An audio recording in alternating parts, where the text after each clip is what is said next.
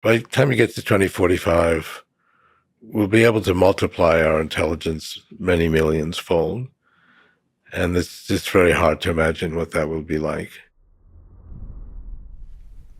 The following is a conversation with Ray Kurzweil, author, inventor, and futurist, who has an optimistic view of our future as a human civilization, predicting that exponentially improving technologies will take us to a point of a singularity, beyond which superintelligent artificial intelligence will transform our world in nearly unimaginable ways. 18 years ago, in the book Singularity is Near, he predicted that the onset of the singularity will happen in the year 2045. He still holds to this prediction and estimate. In fact, he's working on a new book on this topic that will hopefully be out next year. This is the Lex Fridman Podcast. To support it, please check out our sponsors in the description. And now, dear friends, here's Ray Kurzweil. In your 2005 book titled The Singularity is Near, you predicted that the singularity will happen in 2045. So now, 18 years later, do you still estimate that the singularity will happen on 2045? And maybe first, what is the singularity, the technological singularity, and when will it happen? Singularity is where computers really change our view of what's important and change who we are. But we're getting close to some salient things that will change who we are. A key thing is 2029, when computers will pass the Turing test. And there's also some controversy whether the Turing test is valid. I believe it is. Most people do believe that, but there's some controversy about that. But Stanford got very alarmed at my prediction about 2029. I made this in 1999 in my book, The Age of Spiritual Machines. Right. And then you repeated the prediction in 2005. In 2005. Yeah. So they held an international conference, you might have been aware of it, of AI experts in 1999 to assess this view. So people gave different predictions, and they took a poll. It was really the first time that AI experts worldwide were polled on this prediction. And the average poll was 100 years. 20% believed it would never happen. And that was the view in 1999. 80% believed it would happen, but not within their lifetimes. There's been so many advances in AI that the poll of AI experts has come down over the years. So a year ago, something called Meticulous, which you may be aware of, assesses different types of experts on the future.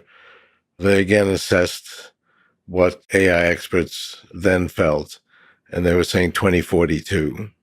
For the Turing test. For the Turing test. So it's coming down. And I was still saying 2029. Yeah. A few weeks ago, they again did another poll, and it was 2030.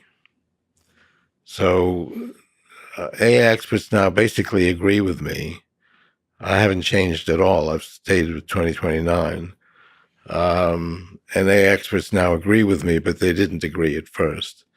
So Alan Turing formulated the Turing test, and right. Now, what he said was very little about it. I mean, the 1950 paper where he had articulated the Turing test, there's like a few lines that talk about the Turing test.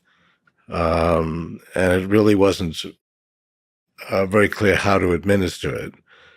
And he said if they did it in like 15 minutes, that would be sufficient, which I don't really think is the case.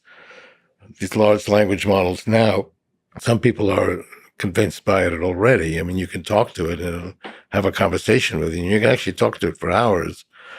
So it requires a little more depth. There's some problems with large language models, which we can talk about. But some people are convinced by the Turing test. Now, if somebody passes the Turing test, what are the implications of that? Does that mean that they're sentient, that they're conscious, or not? It's not necessarily clear what the implications are.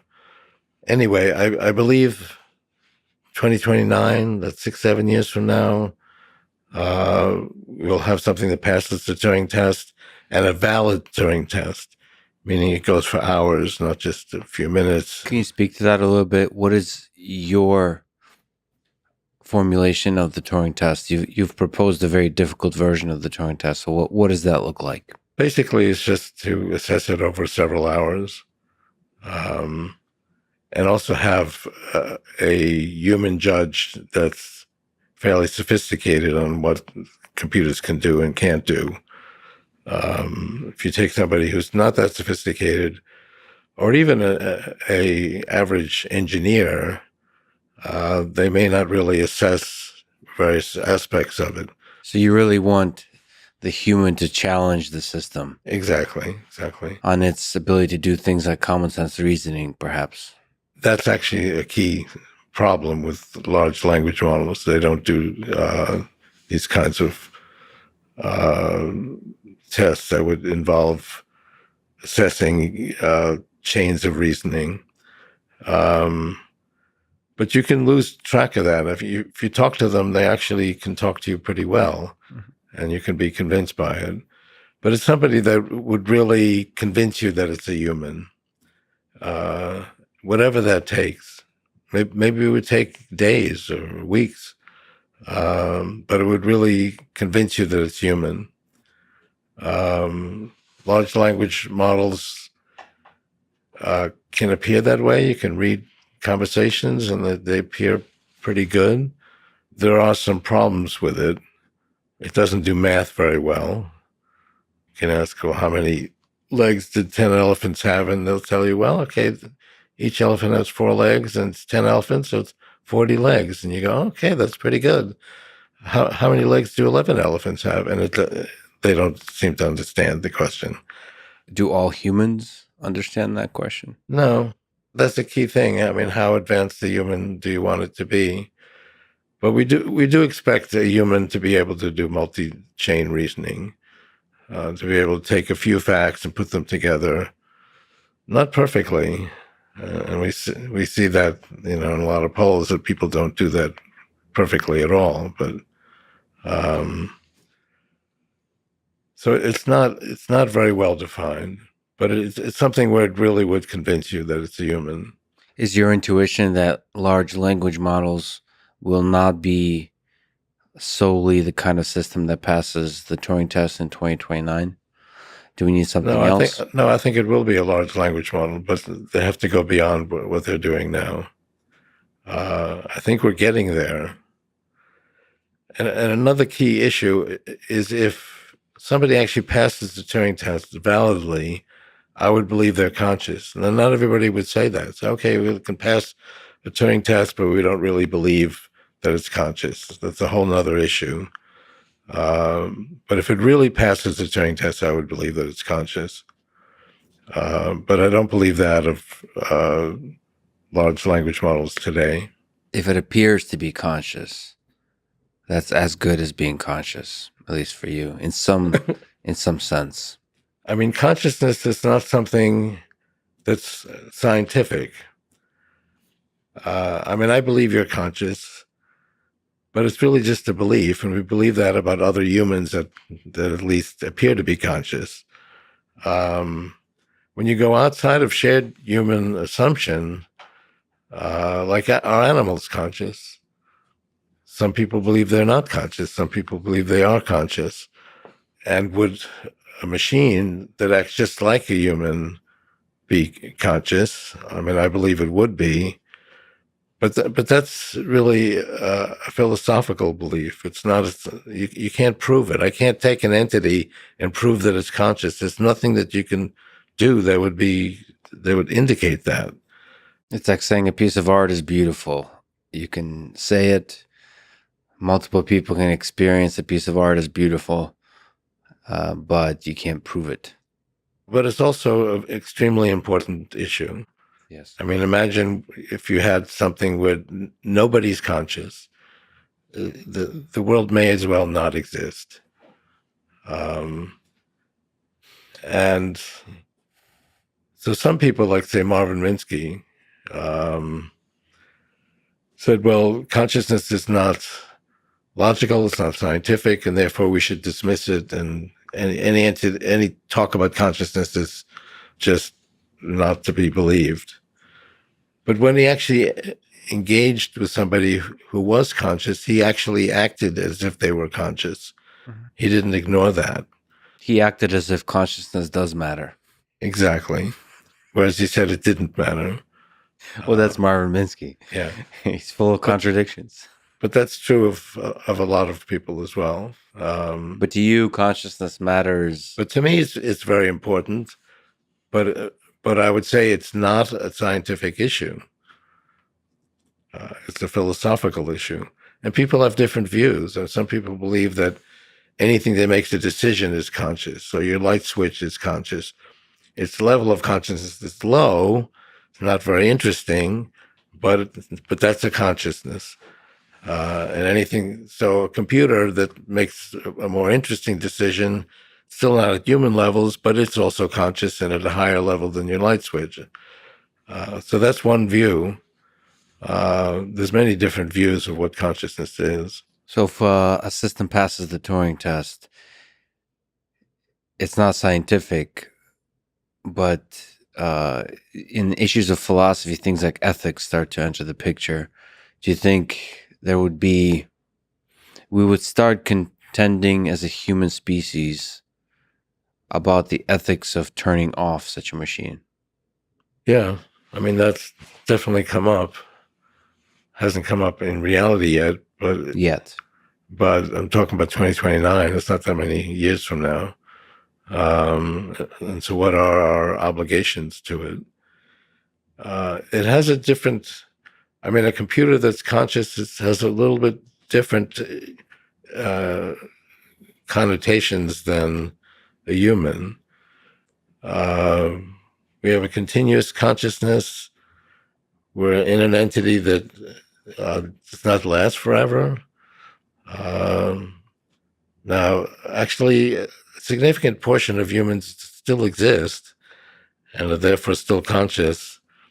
But anybody who is over a certain age doesn't exist anymore.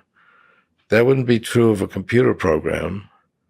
You could completely turn it off, and a copy of it could be stored, and you could recreate it. And so it has a different type of validity.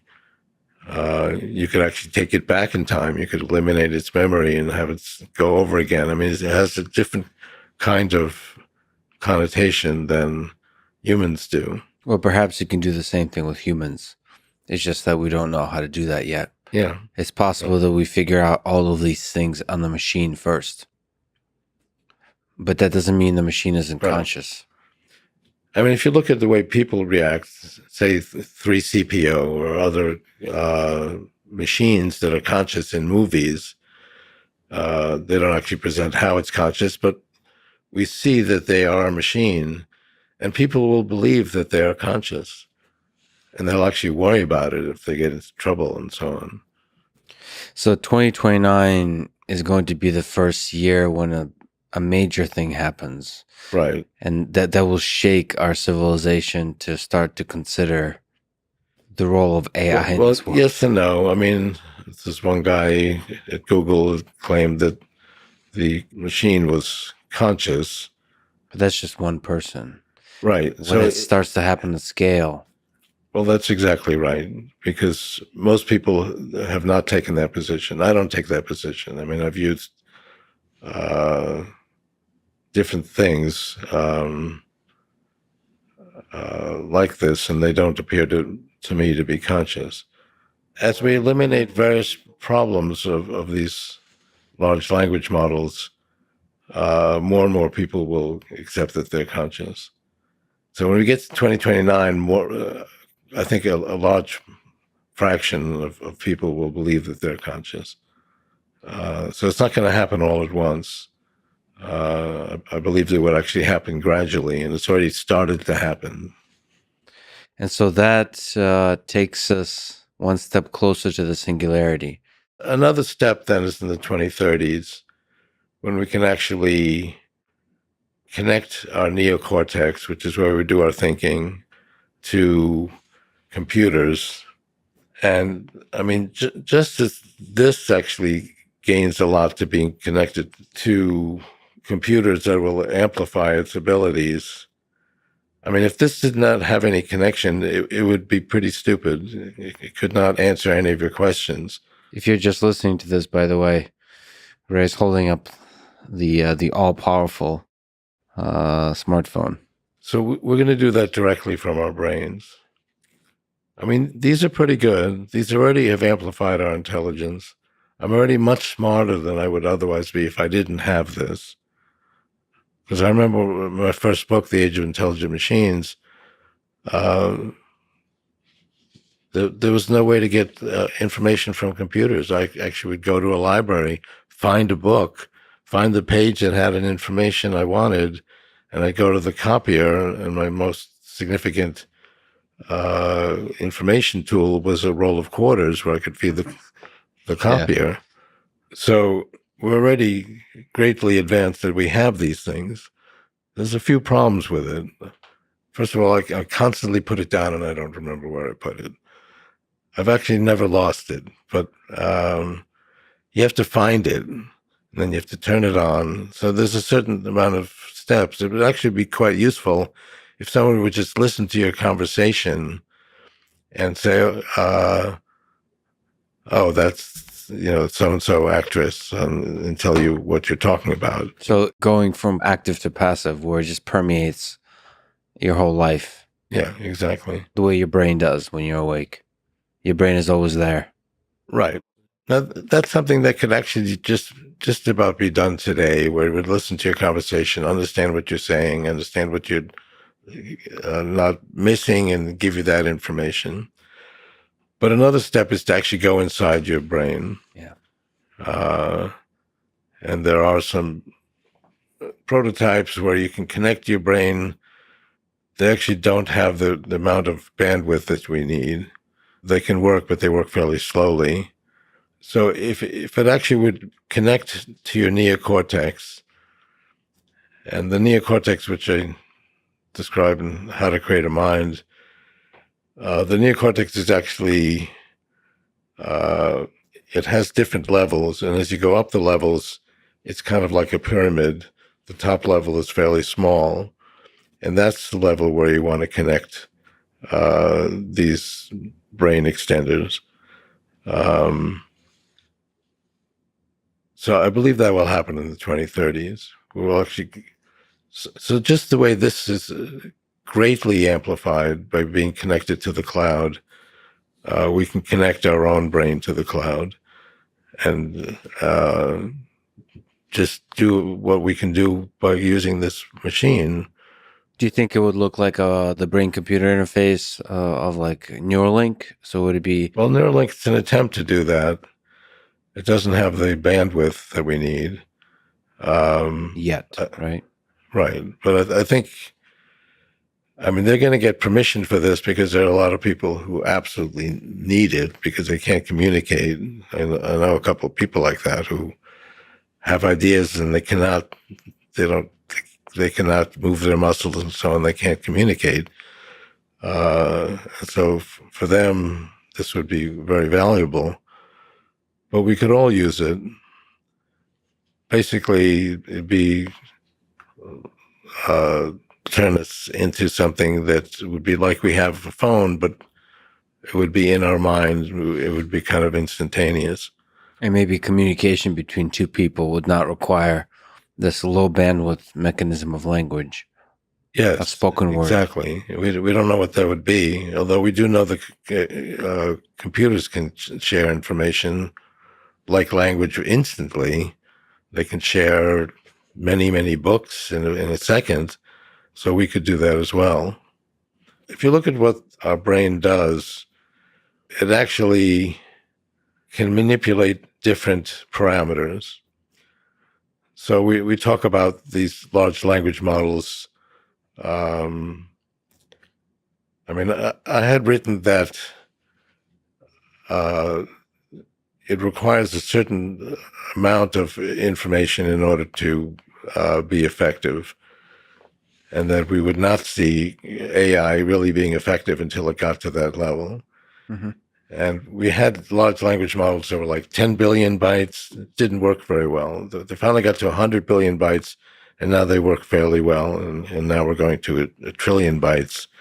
If you say Lambda has 100 billion bytes, what does that mean? Well, what if you had something that had one byte, one parameter? Maybe you want to tell whether or not something's an elephant or not. And so you put in something that would detect its trunk. If it has a trunk, it's an elephant. If it doesn't have a trunk, it's not an elephant. And that would work fairly well. There's a few problems with it. And it really wouldn't be able to tell what a trunk is. But anyway. And maybe other things other than elephants have trunks. You might get really confused. Yeah, exactly. I'm not sure which animals have trunks, but, plus how do you define a trunk? But yeah, that's one parameter. You can do okay. So these things have 100 billion parameters. So they're able to deal with very complex issues. All kinds of trunks. Human beings actually have a little bit more than that, but they're getting to the point where they can emulate humans. If we were able to connect this to our neocortex, we would basically add more of these abilities to make distinctions. And it could ultimately be much smarter and also be attached to information that we feel is reliable. So that's where we're headed. So you think that there will be a merger in the 30s, an increasing amount of merging between the human brain and the AI brain? Exactly. And the AI brain is really an emulation of human beings. I mean, that's why we're creating them. Because human beings act the same way, and this is basically to amplify them. I mean, this amplifies our brain.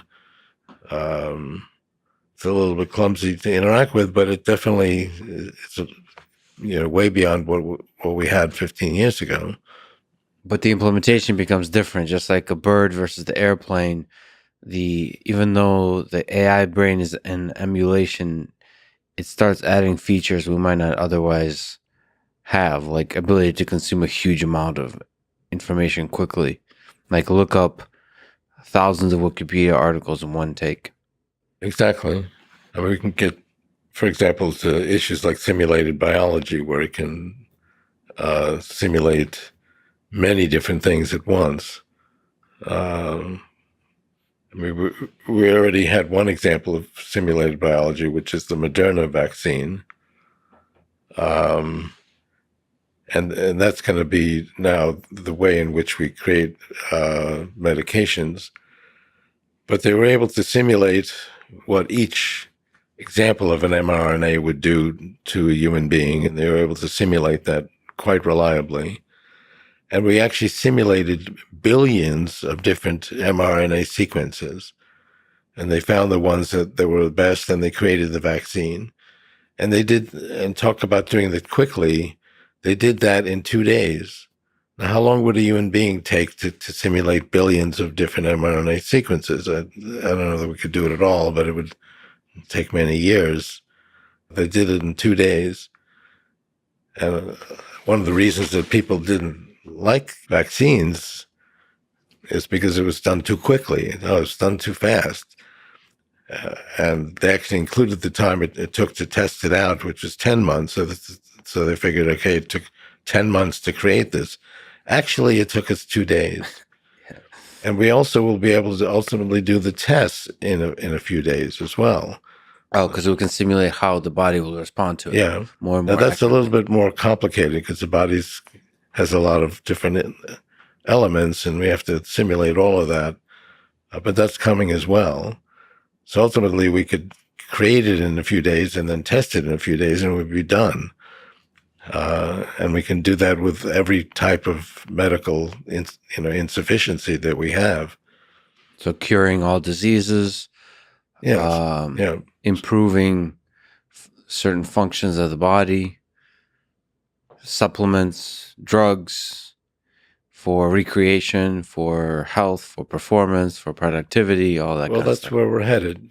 because I mean, right now we have a very inefficient way of creating these new medications, but we've already shown it, and the Moderna vaccine is actually the best of the vaccines we've had, and it literally took 2 days to create, and we'll get to the point where we can test it out also quickly. Are you impressed by AlphaFold and the solution to the protein folding, which essentially is modeling this primitive building block of life, which is a protein, and its 3D shape?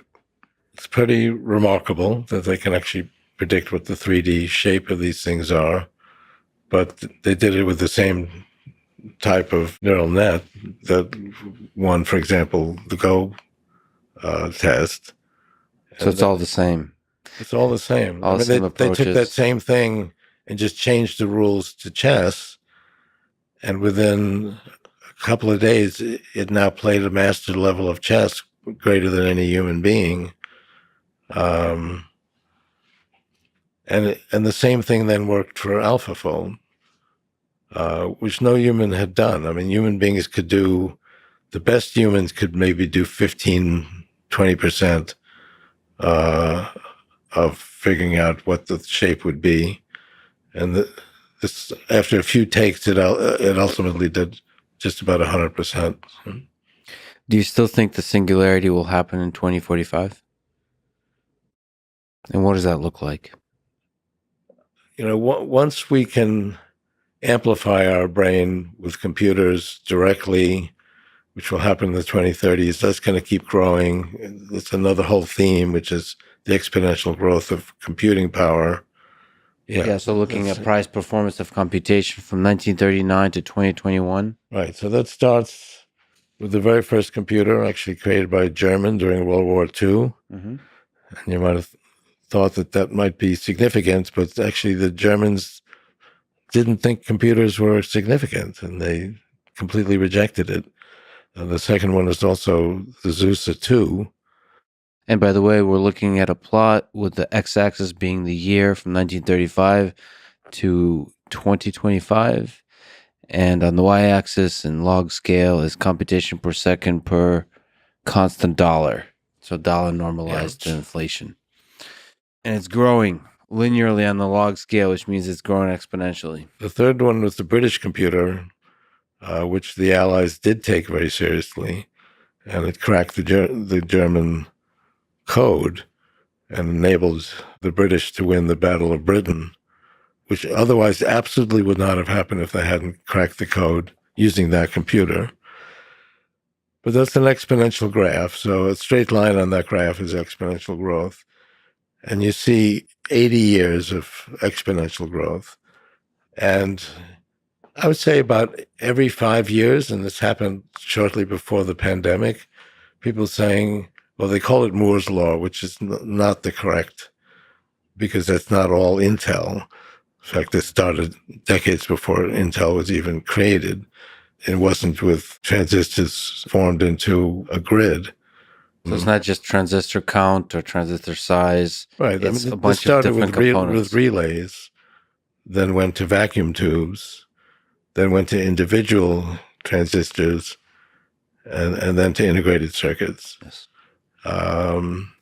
And integrated circuits actually starts like in the middle of this graph. And it has nothing to do with Intel. Intel actually was a key part of this, but a few years ago they stopped making the fastest chips. But if you take the fastest chip of any technology in that year, you get this kind of graph. And it's definitely continuing for 80 years. So you don't think Moore's Law, broadly defined, is dead? It's been declared dead multiple times throughout this process. I don't like the term Moore's Law because it has nothing to do with Moore or with Intel. But yes, the exponential growth of computing is continuing. Yes. And has never stopped. From various sources. I mean, it went through World War II, it went through global recessions. It's just continuing. And if you continue that out, along with software gains, which is a whole nother issue.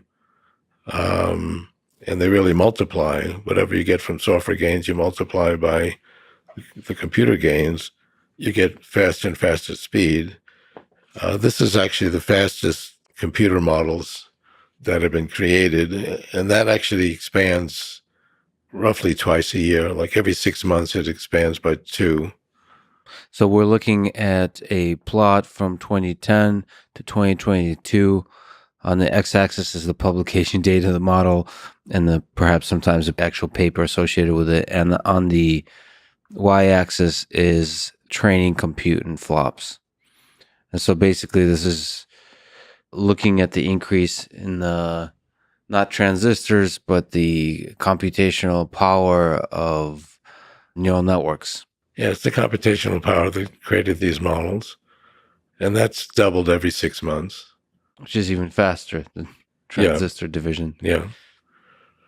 Now, actually, since it goes faster than the amount of cost, this has actually become a greater investment to create these.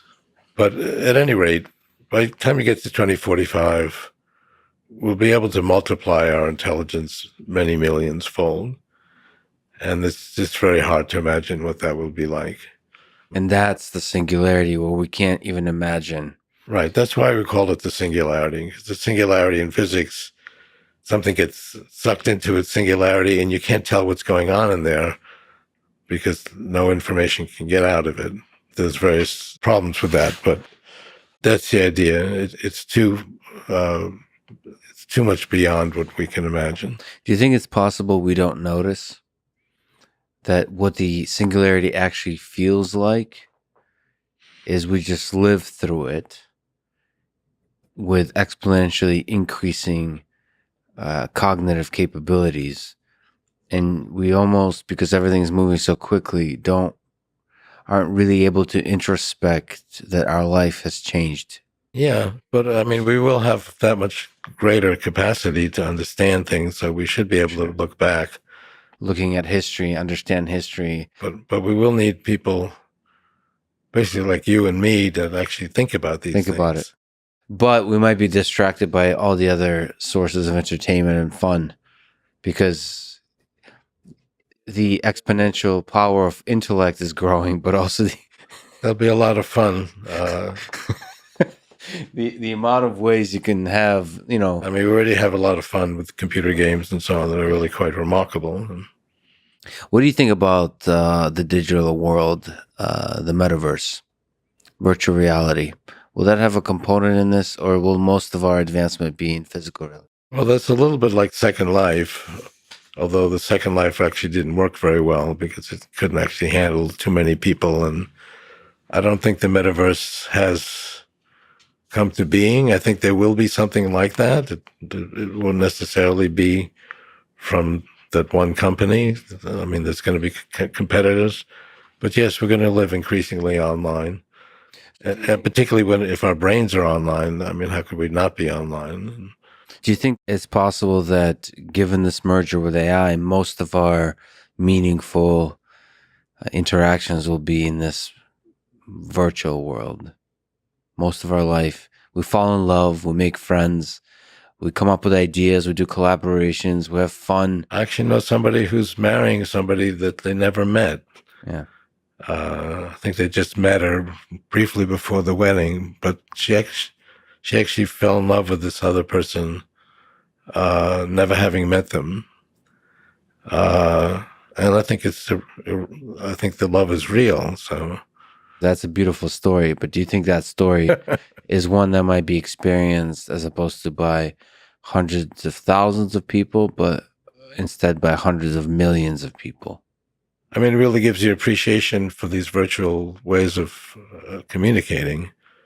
And if anybody can do it, then it's really not such a freak story. So I think more and more people will do that. But that's turning our back on our entire history of evolution. Or the old days, we used to fall in love by holding hands and sitting by the fire, that kind of stuff. Here, I actually have 5 patents on where you can hold hands, even if you're separated. Great. Um, So the touch, the sense, it's all just senses. It's all just yeah, I could be mean, touch replicated. is, it's not just that you're touching someone or not. There's a whole way of doing it, and it's very subtle, but ultimately we can emulate all of that. Are you excited by that future? Do you worry about that future? I have certain worries about the future, but not Not that. virtual touch. Well, I agree with you. You described 6 stages in the evolution of information processing in the universe, as you started to describe. Can you maybe talk through some of those stages, from the physics and chemistry to DNA and brains, and then to the very end, to the very beautiful end of this process? Well, it actually gets more rapid. So physics and chemistry, that's how we started. Um, So, and from the very beginning of the universe, we had lots of electrons and various things traveling around, and that took actually many billions of years. Kind of jumping ahead here to kind of some of the last stages where we have things like love and creativity. It's really quite remarkable that that happens. But finally, physics and chemistry created biology and DNA. And now you had actually one type of molecule that described the cutting edge of this process. And we go from physics and chemistry to biology. And finally, biology created brains.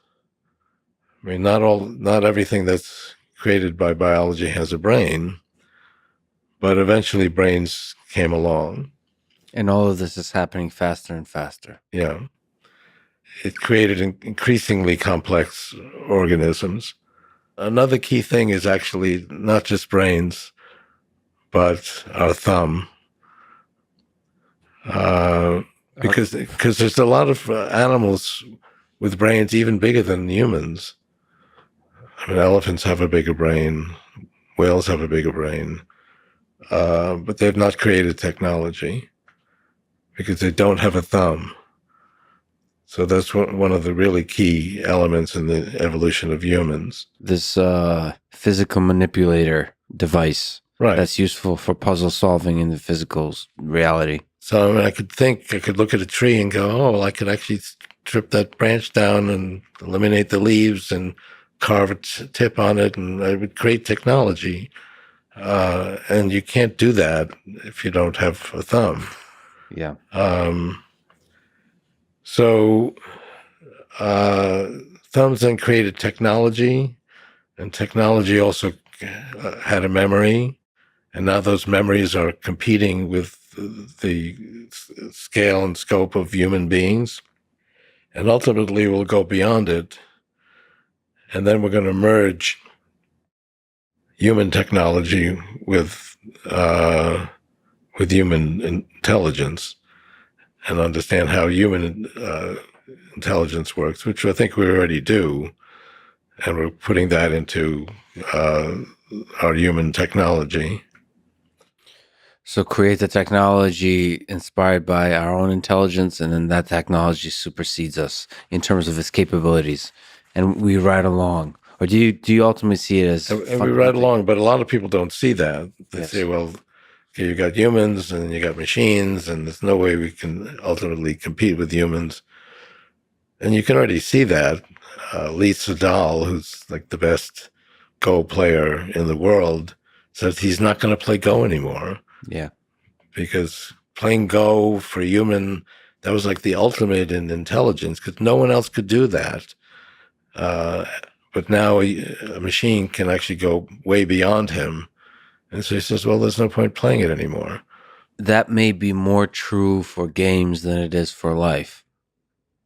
I think there's a lot of benefit to working together with AI in regular life. So, if you were to put a probability on it, is it more likely that we merge with AI or AI replaces us? A lot of people just think computers come along, they compete with them, we can't really compete, and that's the end of it. As opposed to them increasing our abilities. And if you look at most technology, it increases our abilities. Look at the history of work. Look at what people did 100 years ago. Does any of that exist anymore?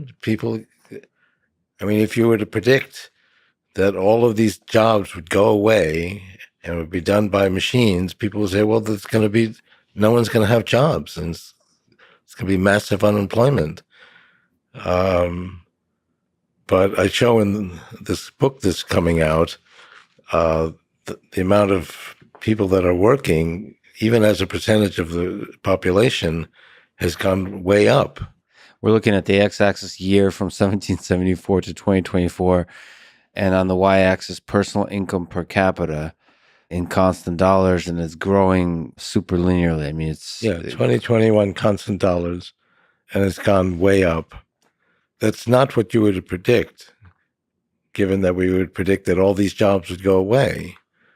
Yeah. But the reason it's gone up is because we've basically enhanced our own capabilities by using these machines, as opposed to them just competing with us. That's a key way in which we're going to be able to become far smarter than we are now, by increasing the number of different parameters we can consider in making a decision. I am very fortunate to be able to get a glimpse preview of your upcoming book, Singularity is Nearer. And one of the themes, outside of just discussing the increasing exponential growth of technology, one of the themes is that things are getting better in all aspects of life. And you talk just about this. So one of the things you're saying is with jobs. So let me just ask about that. There is a big concern that automation, especially powerful AI, will get rid of jobs. People will lose jobs. And as you were saying, the sense is throughout history of the 20th century, automation did not do that ultimately. And so the question is, will this time be different? Right. That is the question. Will this time be different? And it really has to do with how quickly we can merge with this type of intelligence. Whether Lambda or GPT-3 is out there, and maybe it's overcome some of its, key problems, and we really have an enhanced human intelligence, that might be a negative scenario. But that's why we create technologies, to enhance ourselves. And I believe we will be enhanced. We're not just going to sit here with 300 million modules in our neocortex. We're going to be able to go beyond that. Because that's useful, but we can multiply that by 10, 100, 1,000, a million. And you might think, well, what's the point of doing that? It's like asking somebody that's never heard music, well, what's the value of music? You can't appreciate it until you've created it. There's some worry that there will be a wealth disparity, class or wealth disparity. Only the rich people will be, basically, the rich people will first have access to this kind of thing. And then because of this kind of thing, because the ability to merge, will get richer exponentially faster. And I say that's just like cell phones. There's like 4 billion cell phones in the world today. In fact, when cell phones first came out, you had to be fairly wealthy. They weren't very inexpensive. So you had to have some wealth in order to afford them. Yeah, there were these big, sexy phones. And they didn't work very well. They did almost nothing. So you can only afford these things if you're wealthy, at a point where they really don't work very well. So achieving scale and making it inexpensive is part of making the thing work well. Exactly. So these are not totally cheap, but they're pretty cheap. Yeah. You can get them for a few $100s. Especially given the kind of things it provides for you. There's a lot of people in the third world that have very little, but they have a smartphone. Yeah, absolutely. And the same would be true with AI. I mean, I see homeless people have their own cell phones, and Yeah, so your sense is any kind of advanced technology will take the same trajectory. right, it ultimately becomes cheap and will be affordable. I probably would not be the first person to put something in my brain to connect to computers, because I think it will have limitations. But once it's really perfected, and at that point it'll be pretty inexpensive, I think it'll be pretty affordable. So, in which other ways, as you outline in your book, is life getting better? Because I think, Well, I have 50 charts in there yeah, where everything is getting better.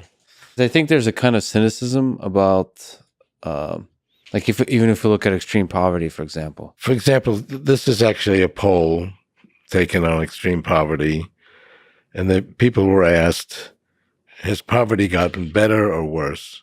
And the options are increased by 50%, increased by 25%, remain the same, decreased by 25%, decreased by 50%. If you're watching this or listening to this, try to vote for yourself.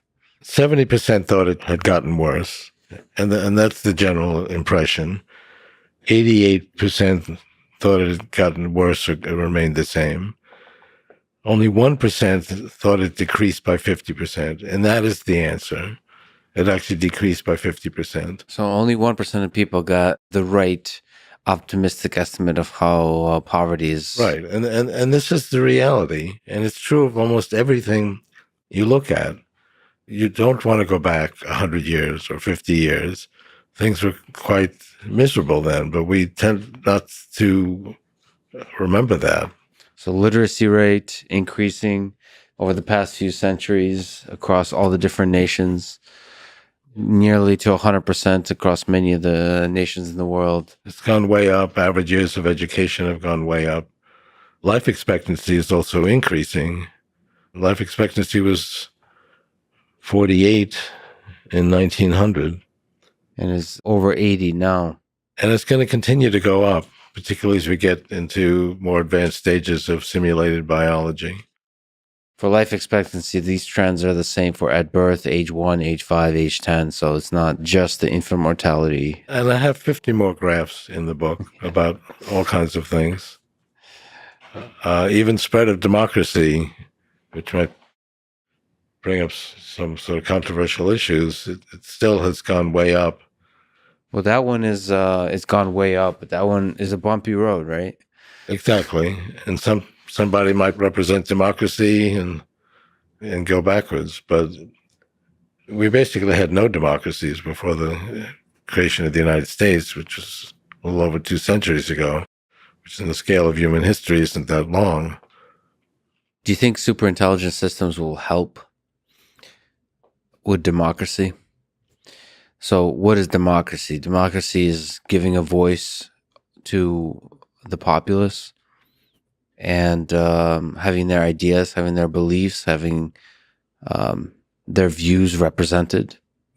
Well, I hope so. I mean, we've seen social networks can spread conspiracy theories, which have been quite negative. Being, for example, being against any kind of stuff that would help your health. So those kinds of ideas have on social media, what you notice is they increase engagement. So dramatic division increases engagement. Do you worry about AI systems that will learn to maximize that division? I mean, I do have some concerns about this. And I have a chapter in the book about the perils of advanced AI. Spreading misinformation on social networks is one of them, but there are many others. What's the one that worries you the most that we should think about to try to avoid? Well, it's hard to choose. We do have the nuclear power that evolved when I was a child. I remember we would actually do these drills against a nuclear war. We'd get under our desks and put our hands behind our heads to protect us from a nuclear war.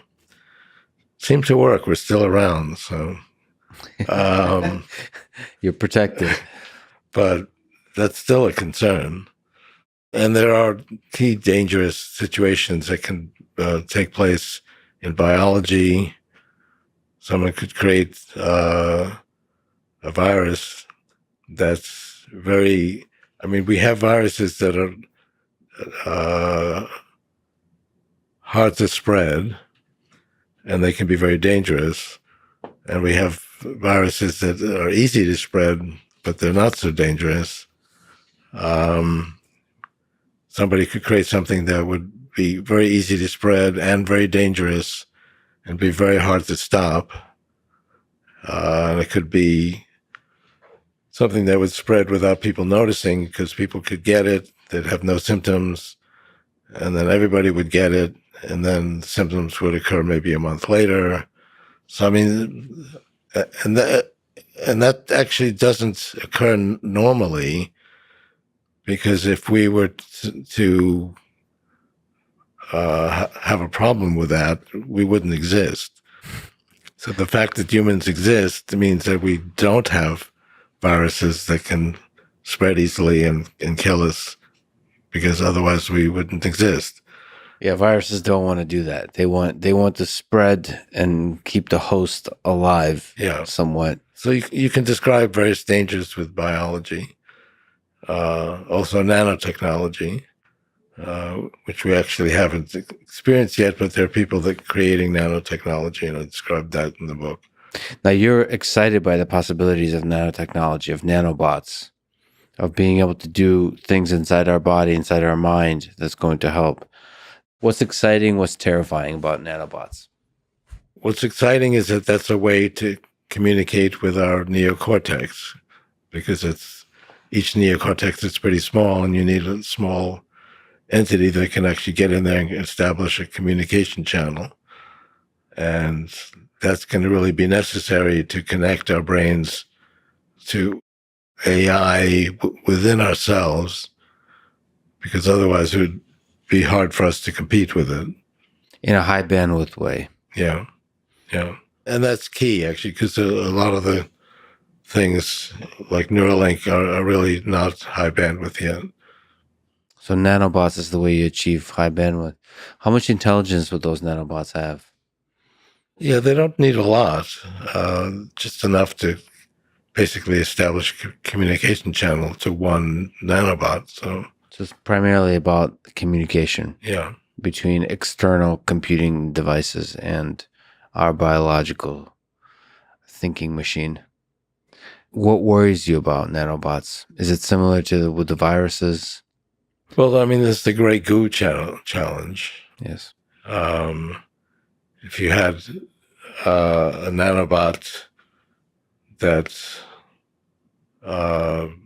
wanted to create any kind of entity and repeat itself, and was able to operate in a natural environment, it could turn everything into that entity and basically destroy all biological life. So you mentioned nuclear weapons. Yeah. I'd love to hear your opinion about the 21st century and whether you think we might destroy ourselves, and maybe your opinion if it has changed by looking at what's going on in Ukraine, that we could have a hot war with nuclear powers involved and the tensions building and a seeming forgetting of how terrifying and destructive nuclear weapons are. Do you think humans might destroy ourselves in the 21st century? And if we do, how? And how do we avoid it? I don't think that's going to happen, despite the terrors of that war. It is a possibility, but I don't It's unlikely in your mind.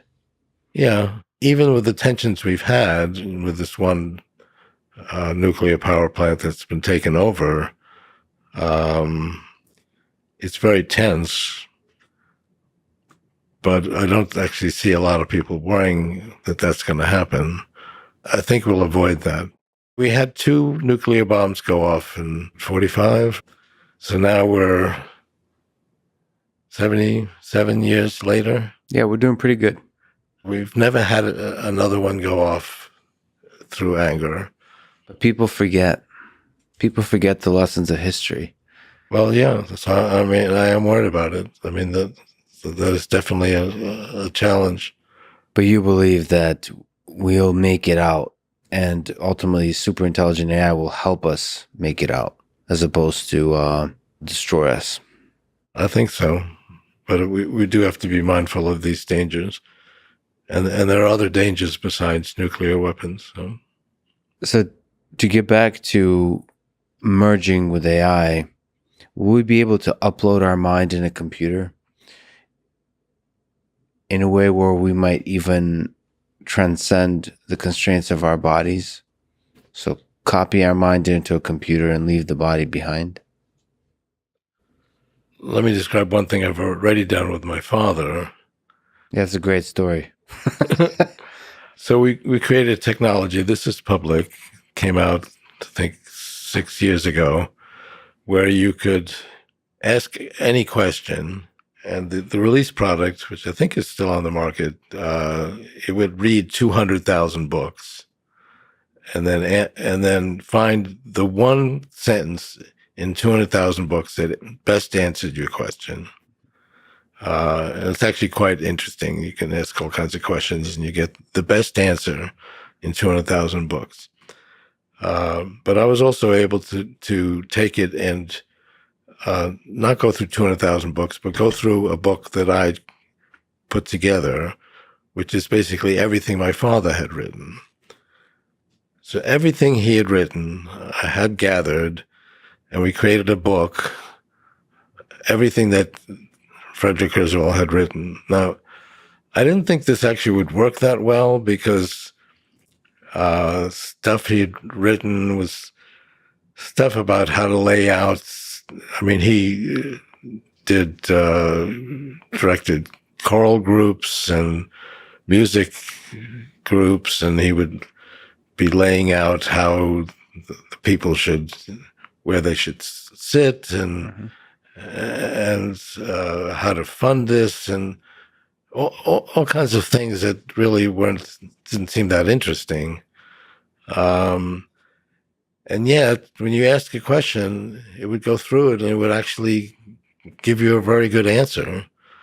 So I said, well, who's the most interesting composer? And he said, well, definitely Brahms. And he would go on about how Brahms was fabulous and talk about the importance of music education. And so you could have essentially a question and answer, a conversation with him. Can have a conversation with him, which was actually more interesting than talking to him, because if you talk to him, he'd be concerned about how they're going to lay out this property to give a choral group.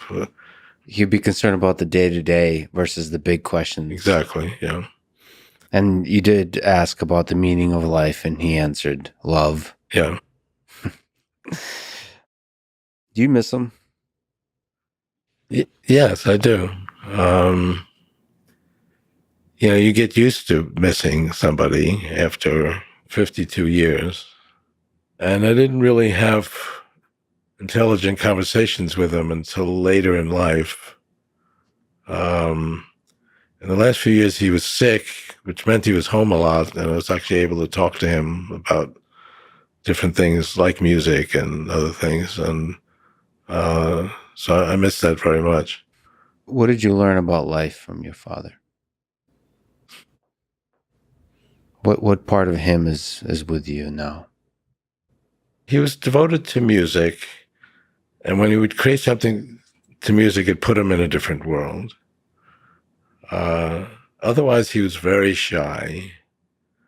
And if people got together, he tended not to interact with people just because of his shyness. But when he created music, that he was like a different person.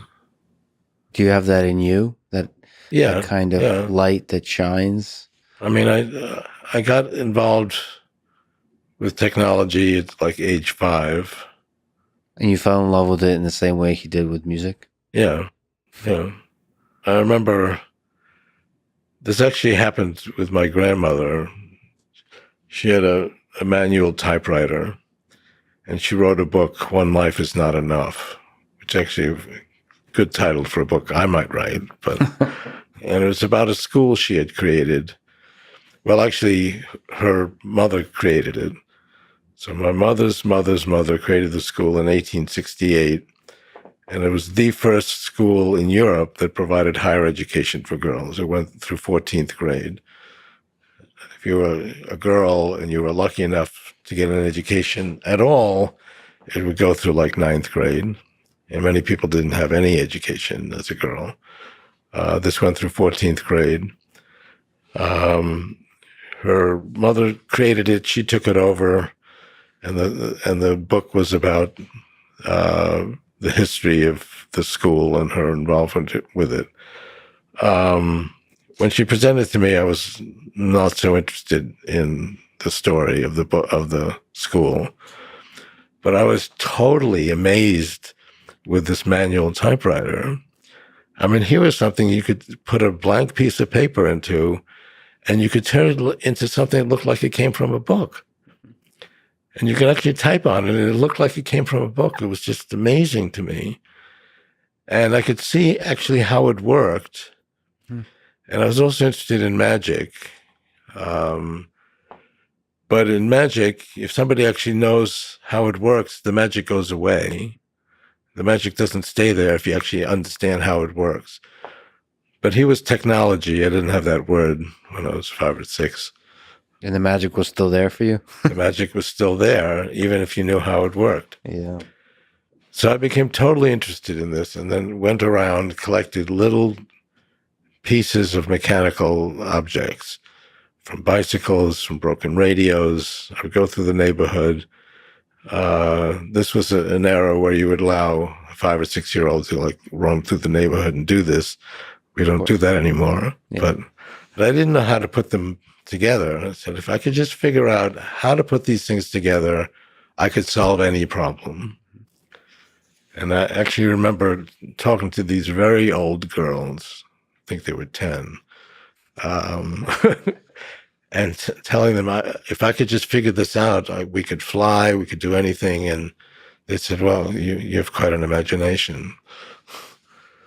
And then when I was in 3rd grade, so it was like 8, created like a virtual reality theater where people could come on stage and they could move their arms, and all of it was controlled through one control box. It was all done with mechanical technology. And it was a big hit in my 3rd grade class. And then I went on to do things in junior high school science fairs and high school science fairs. I won the Westinghouse Science Talent Search. So, I mean, I became committed to technology when I was 5 or 6 years old. You've talked about how you use lucid dreaming to think, to come up with ideas as a source of creativity. Could you maybe talk through that? Maybe the process of you've invented a lot of things. You've came up and thought through some very interesting ideas. What advice would you give, or can you speak to the process of thinking, of how to think creatively? Well, I mean, sometimes I will think through in a dream and try to interpret that. But I think the key issue that I would tell younger people is to put yourself in the position that what you're trying to create already exists. And then you're explaining like how it works. Exactly. That's really interesting. You paint a world that you would like to exist. You think it exists. and reverse And engineer then you that. actually imagine you're giving a speech about Yeah, how you created this. Well, you'd have to then work backwards as to how you would create it in order to make it work. that's brilliant. And that requires some imagination too, some first principles thinking. You have to visualize that world. That's really interesting. And generally, when I talk about things we're trying to invent, I would use the present tense as if it already exists. Not just to give myself that confidence, but everybody else who's working on it. We just have to kind of do all the steps in order to make it How much, actual. how much of a good idea is about timing? How much is it about your genius versus that its time has come? Timing's very important. I mean, that's really why I got into futurism. I wasn't inherently a futurist. That was not really my goal. It's really to figure out when things are feasible. We see that now with large scale models. The very large scale models like GPT-3, it started 2 years ago. 4 years ago, it wasn't feasible. In fact, they did create GPT-2, which didn't work. So it required a certain amount of timing having to do with this exponential growth of computing power. So futurism in some sense is a study of timing, trying to understand how the world will evolve. Yeah. And when will the capacity for certain ideas and that's become emerge. A thing in itself, then, to try to time things in the future. But really, its original purpose was to time my products. I mean, I did OCR in the 1970s because OCR doesn't require a lot of computation. Optical character recognition. Yeah, so we were able to do that in the 70s. And I waited till the 80s to address speech recognition, since that requires more computation. So you were thinking through timing when you're developing those things. Yeah. Has its time come? Yeah. And that's how you've developed that brain power to start to think in a futurist sense. How will the world look like in 2045 and work backwards? Yeah. And how it gets there. But that has become a thing in itself, because looking at what things will be like in the future reflects such dramatic changes in how humans will live. That was worth communicating also. So you developed that muscle of predicting the future and then apply it broadly and start to discuss how it changes the world of technology, how it changes the world of human life on Earth. In Danielle, one of your books, you write about someone who has the courage to question assumptions that limit human imagination to solve problems. And you also give advice on how each of us can have this kind of courage. Well, it's good that you picked that quote, because I think that does symbolize what Danielle is about. Courage. So how can each of us have that courage to question assumptions? I mean, we see that when people can go beyond the current realm and create something that's new. I mean, take Uber, for example. Before that existed, you never thought that would be feasible. And it did require changes in the way people work. Is there practical advices you give in the book about what each of us can do to be a Danielle? Well, she looks at the situation and tries to imagine how she can overcome various obstacles, and then she goes for it. And she's a very good communicator, so she can communicate these ideas to other people. And there's practical advice of learning to program and recording your life and things of this nature. Become a physicist. So you list a bunch of different suggestions of how to throw yourself into this world. Yeah, I mean, it's kind of a idea how young people can actually change the world by learning all of these different skills. And at the core of that is the belief that you can change the world. That your mind, your body can change the world. Yeah, that's right. And not letting anyone else tell you otherwise. That's very good. Exactly. When we upload the story you told about your dad and having a conversation with him, we're talking about uploading your mind to the computer. Do you think we'll have a future with something you call afterlife? We'll have avatars that mimic increasingly better and better our behavior, our appearance, all that kind of stuff. Even those are perhaps no longer with us. Yes, I mean, we need some information about them. I mean, I think about my father. I have what he wrote. Now, he didn't have a word processor, so he didn't actually write that much. And our memories of him aren't perfect. So how do you even know if you've created something that's satisfactory? Now, you could do a Frederick Kurzweil Turing test. He seems like Frederick Kurzweil to me. But the people who remember him, like me, don't have a perfect memory. Is there such a thing as a perfect memory? Maybe the whole point is for him to make you feel a certain way. Yeah. Well, I think that would be the goal. And that's the connection we have with loved ones. It's not really based on very strict definition of truth. It's more about the experiences we share. Yeah. And they get morphed through memory. But ultimately they make us smile. I think we definitely can do that. And that would be very worthwhile. So do you think we'll have a world of replicants? Of copies? There'll be a bunch of Ray Kurzweils.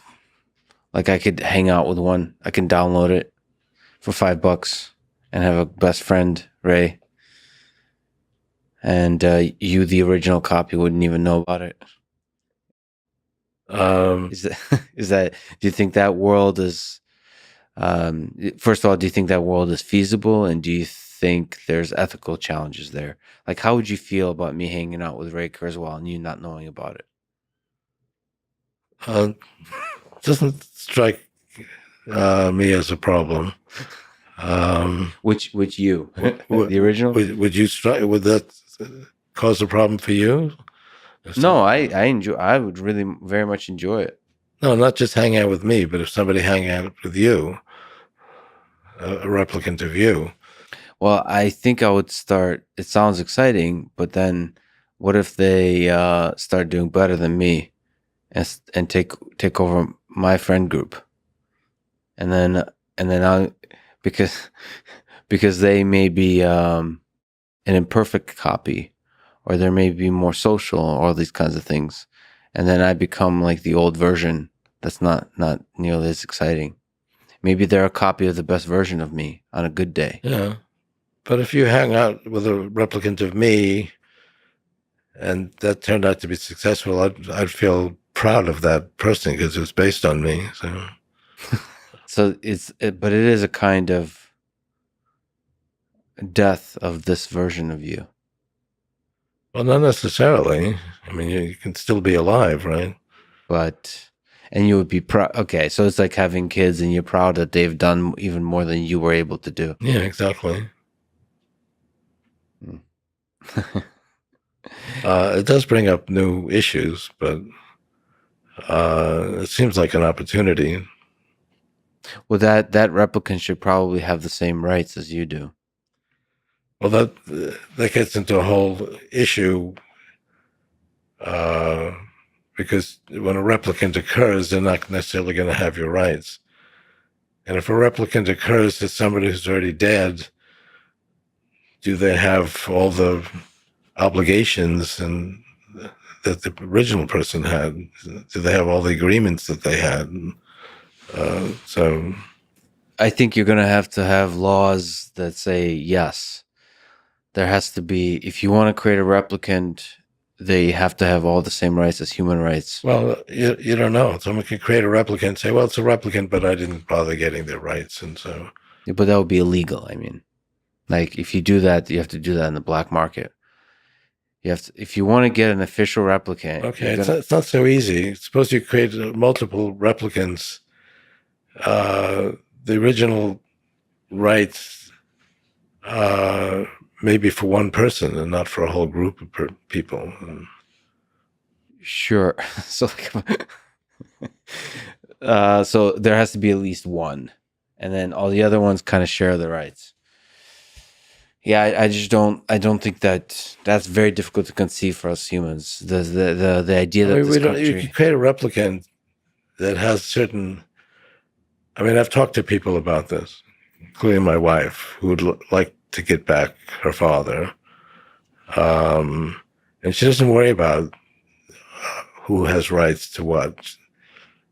She would have somebody that she could visit with and might give her some satisfaction, and she wouldn't care about any of these other rights. What does your wife think about multiple array Kurzweils? Have you had that discussion? I haven't addressed that with her. I think ultimately that's an important question. Loved ones, how they feel about. There's something about love. Well, that's the key thing, right? If the loved one's rejected, it's not going to work very well. So the loved ones really are the key determinant whether or not this works or not. But there's also ethical rules. We have to contend with the idea, and we have to contend with that idea with AI. But what's going to motivate it is, I mean, I talk to people who really miss people who are gone, and they would love to get something back, even if it isn't perfect. And that's what's going to motivate this. And that person lives on in some form. And the more data we have, the more we're able to reconstruct that person and allow them to live on. Right. And eventually, as we go forward, we're going to have more and more of this data because we're going to have nanobots that are inside our neocortex, and we're going to collect a lot of data. In fact, anything that's data is always collected.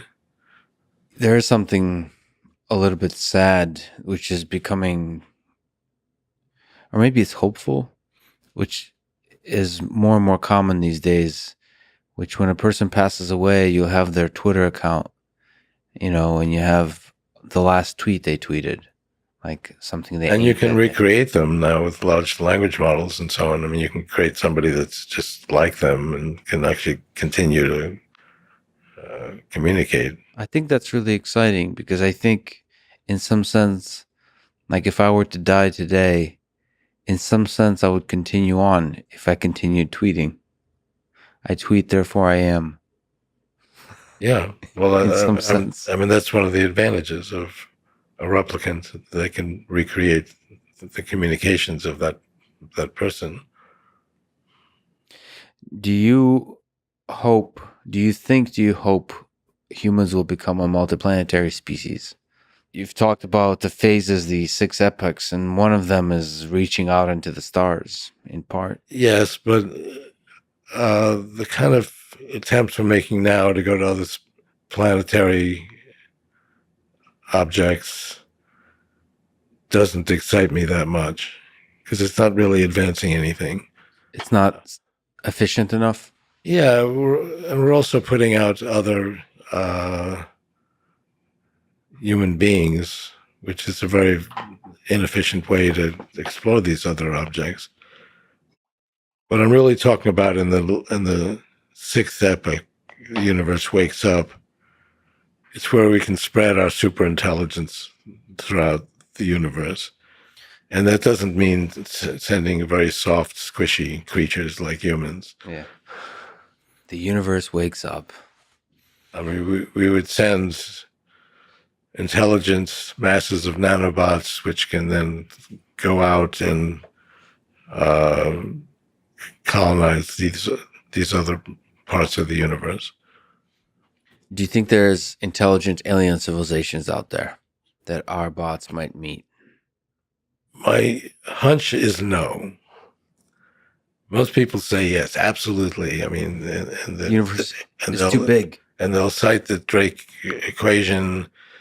And I think in Singularity is Near, I have two analyses of the Drake equation, both with very reasonable assumptions.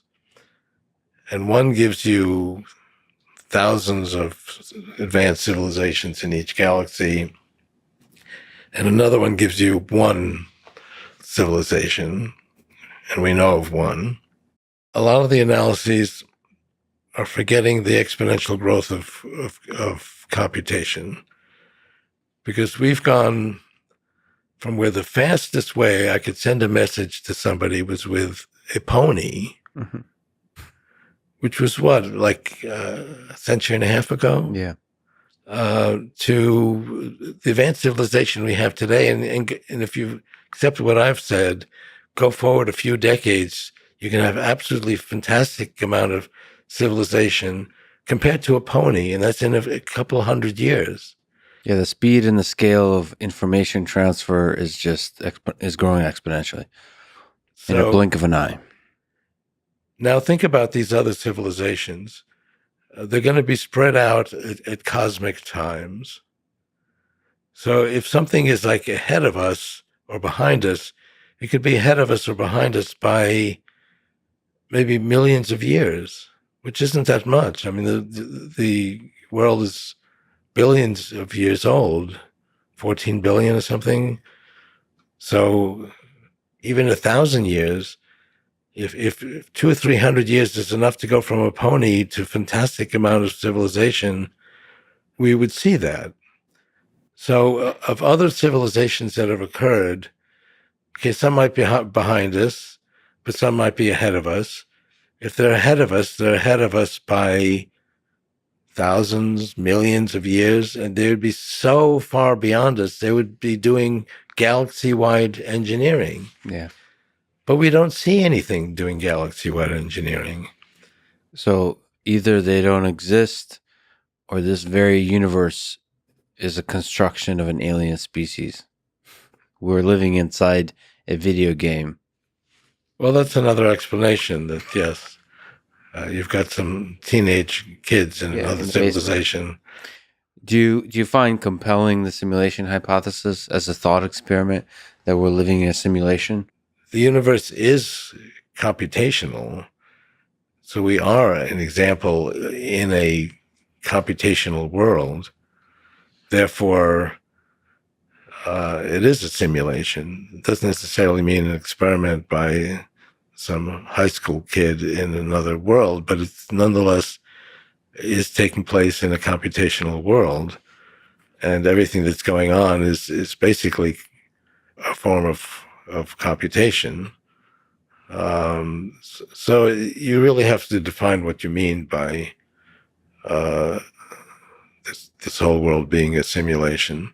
Well, then it's the teenager that makes the video game. You know, us humans with our current limited cognitive capability have strived to understand ourselves, and we have created religions.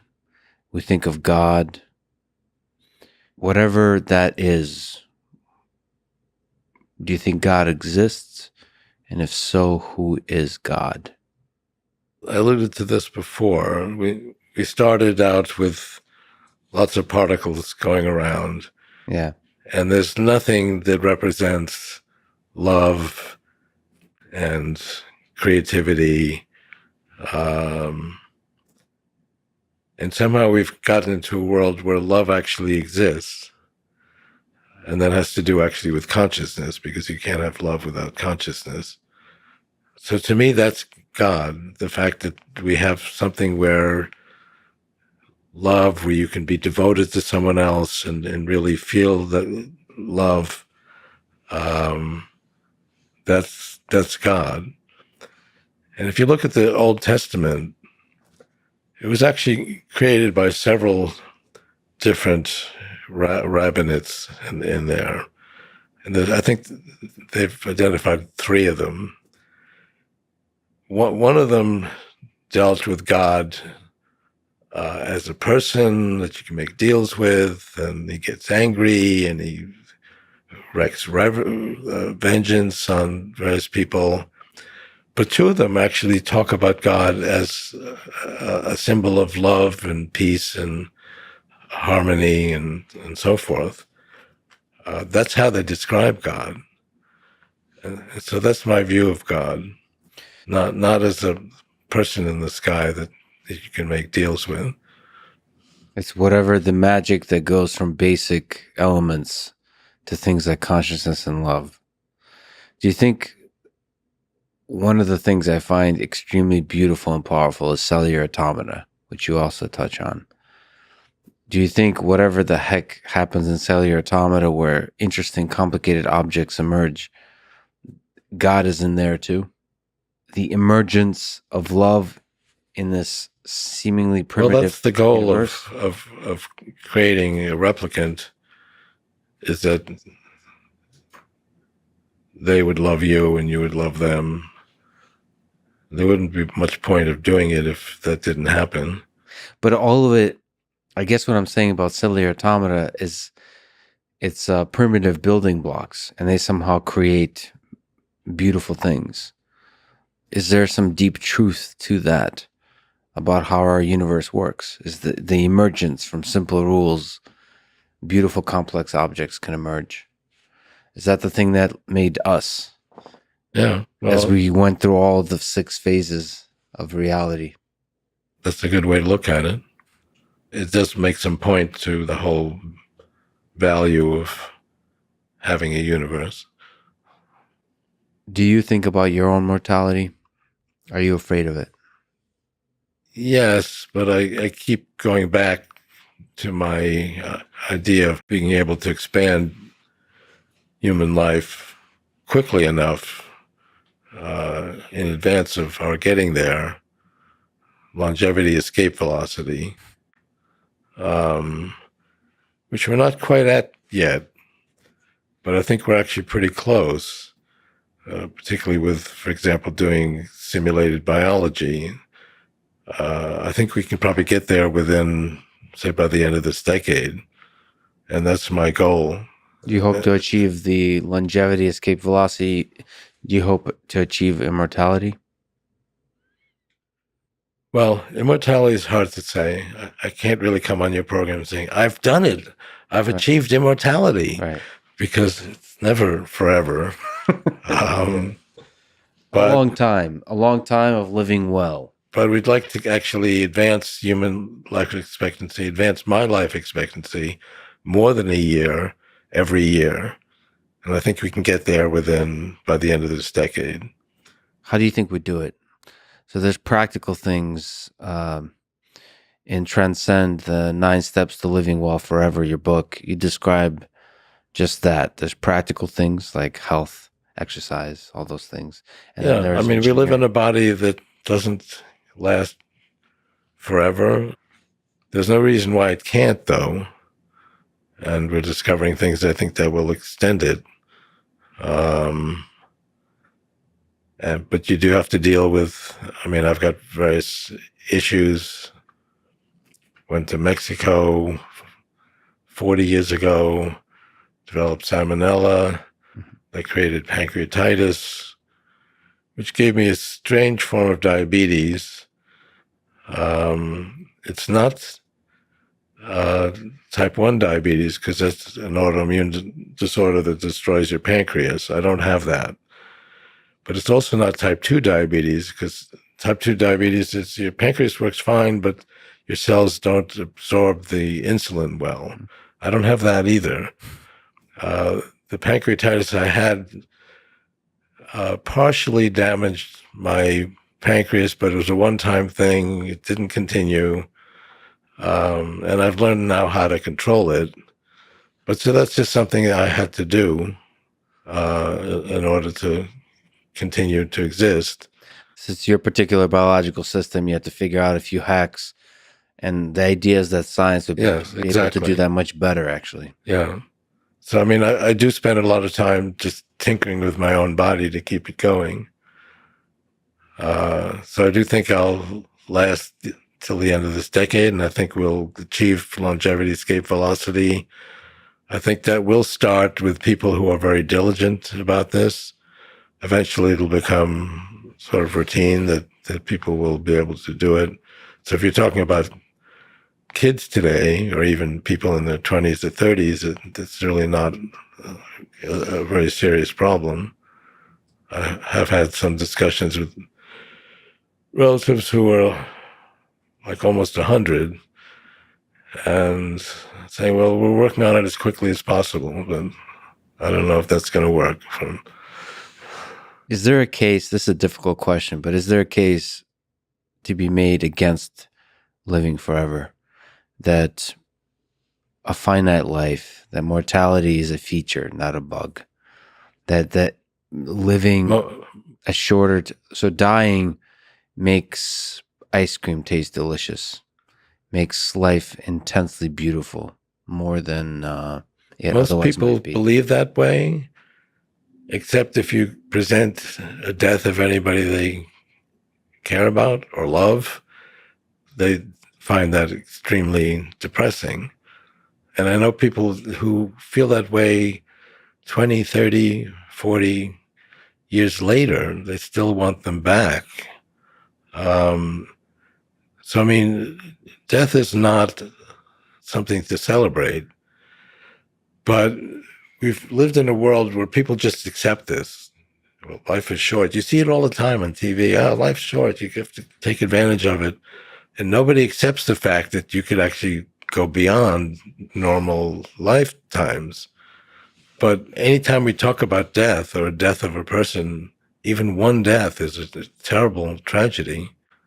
If you have somebody that lives to 100 years old, we still love them in return. And there's no limitation to that. In fact, these kinds of trends are going to provide greater and greater opportunity for everybody, even if we have more people. So let me ask about an alien species or a super intelligent AI 500 years from now that will look back and remember Ray Kurzweil version 0, the before the replicants spread. How do you hope they remember you? In a Hitchhiker's Guide to the Galaxy summary of Ray Kurzweil, what do you hope your legacy is? Well, I mean, I do hope to be around, so that's some version of you, yes. So, do you think you'll be the same person around? I mean, am I the same person I was when I was That's true. 20 or 10? Or? You would be the same person in that same way, but yes, we're different. We're different. All you have of that person is your memories, which are probably distorted in some way. Maybe you just remember the good parts, depending on your psyche. You might focus on the bad parts, might focus on the good parts. Right. But, I mean, I'd still have a relationship to the way I was when I was younger. How will you and the other super intelligent AIs remember you of today from 500 years ago? What do you hope to be remembered by, this version of you, before the singularity? Well, I think it's expressed well in my books, trying to create some new realities that people will accept. I mean, that's something that gives me great pleasure and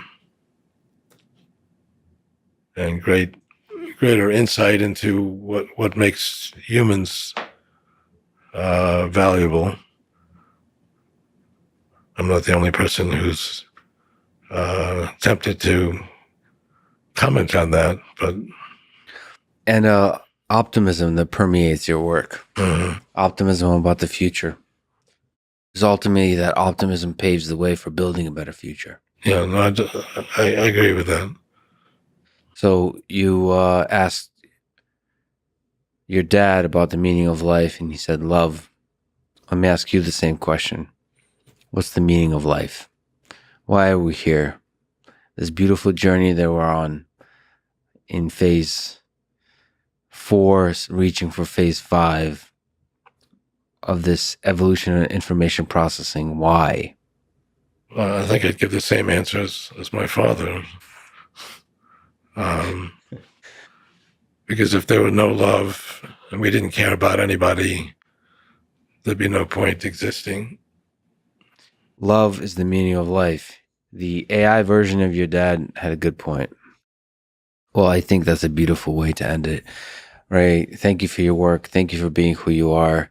Thank you for dreaming about a beautiful future and creating it along the way.